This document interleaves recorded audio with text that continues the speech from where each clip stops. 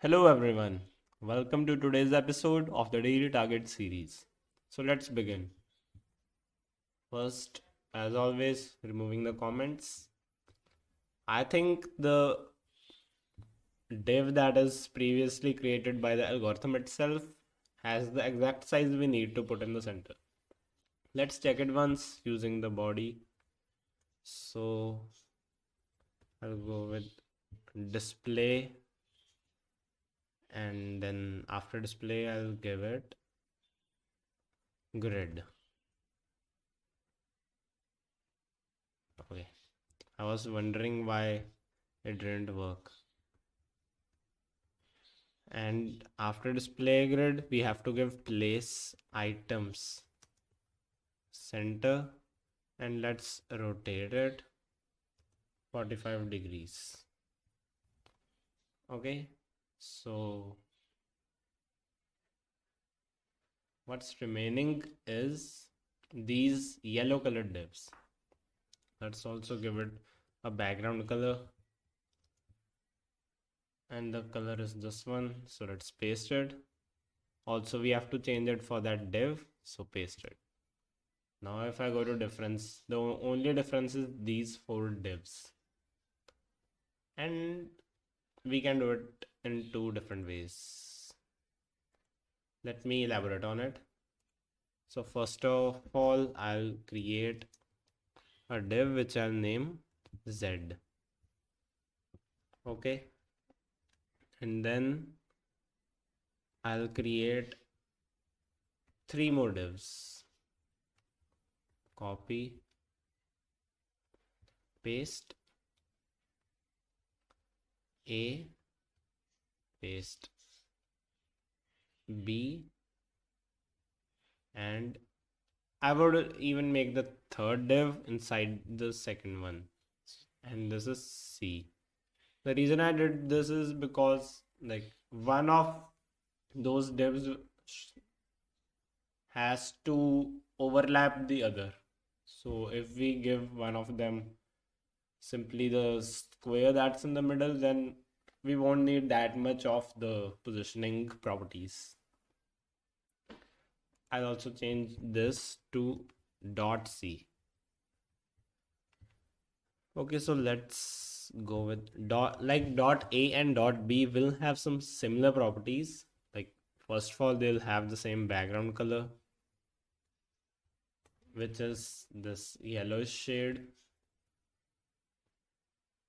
You can't see it because we haven't given any sizes yet. So width 100. If you are wondering how I got 200, it's just simple reasoning. The central square has the sides 100 by 100. So simply one of them has to be 100. And the height is going to be, I think it is not 50 maybe. Okay, I'll go with 200. I'm supposing that this is 50 pixels by 100 pixels. Although my supposition can be wrong. Okay, it is a little bit off-centered, nothing else. Now B. And here width, height, wait. Sorry for that. So width is 200 and the height is going to be 100.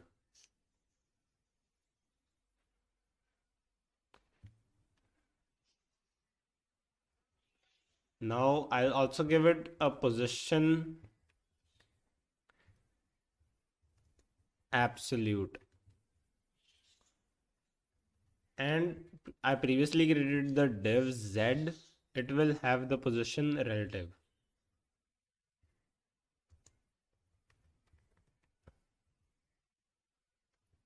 Okay, so first of all, we need to. Okay, just wait a minute. I'll just simply write it there only. We have to give it a position relative.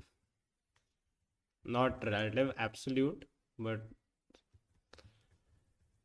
We can also do it by using the display, flex, justify, content center, etc. in the B div, but I think this is a better option.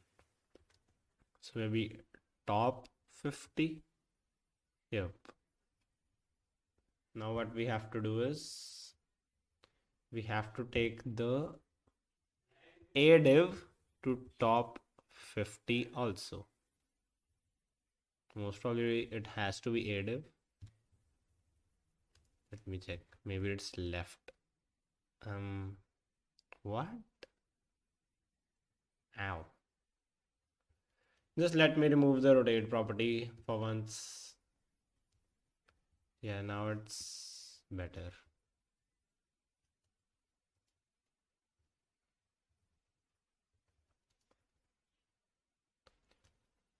Okay, so we have to either go left, like which dimensions are for the B? Okay, so for B we have to go left 50. Also for A div we have to go left because we have to take it to that side, left 50. And for the B div we have to go top 50. I'm not sure that are the sizes correct, but I'll suppose they are. Okay, so let's remove this.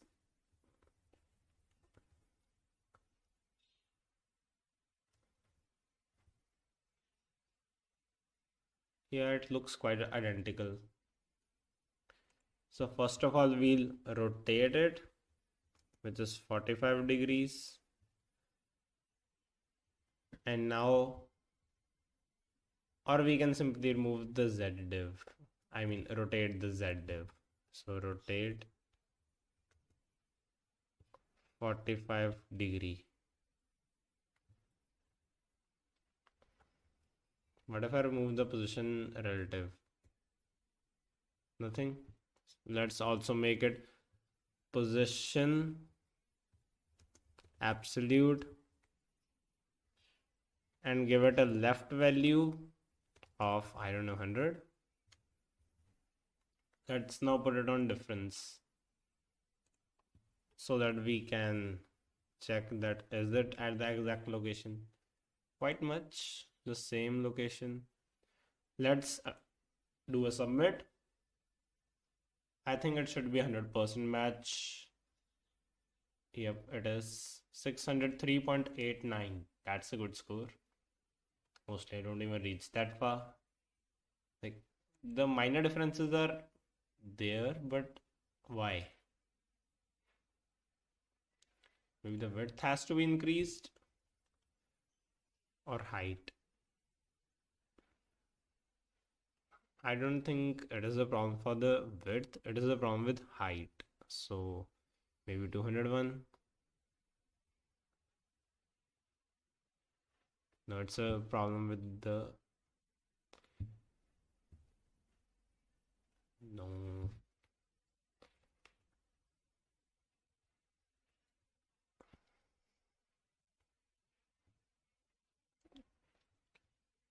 Okay, it's still quite effective, so I don't think we need to go any further because we have already recreated it.